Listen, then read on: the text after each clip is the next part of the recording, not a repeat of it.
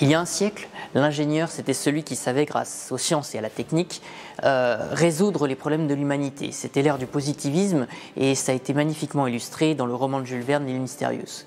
Aujourd'hui, l'ingénieur, ça reste avant tout quelqu'un qui a de solides bases scientifiques et techniques, qui va avoir des réflexes, qui va maîtriser les ordres de grandeur, qui sait bien poser un problème pour pouvoir y apporter une solution. Mais on attend de lui aujourd'hui que ce soit quelqu'un qui apporte une solution aux problématiques dans toute leur complexité, y compris les aspects non techniques, les aspects stratégiques, les aspects sociologiques, les aspects économiques, les aspects environnementaux, etc. Il n'y a pas un métier d'ingénieur, mais des métiers d'ingénieur qu'on retrouve dans des domaines très divers. L'environnement, l'énergie, le conseil, la finance, le BTP, le génie civil, le numérique, etc.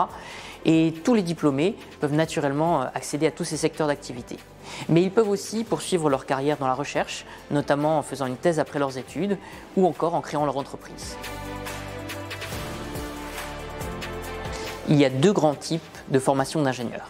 La formation d'ingénieur généraliste, qui vise à inculquer aux élèves une culture scientifique et technique large, qui va leur permettre de facilement s'approprier des sujets nouveaux, et des soft skills, qui vont leur permettre d'appréhender les problématiques dans toute leur complexité.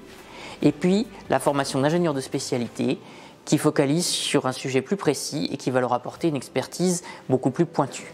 En conséquence, le contenu de la formation d'ingénieur est très varié, avec des bases scientifiques solides, une formation technique donnée par des professionnels, des humanités et des langues, et une expérience dans l'entreprise à travers des projets, des stages et des visites.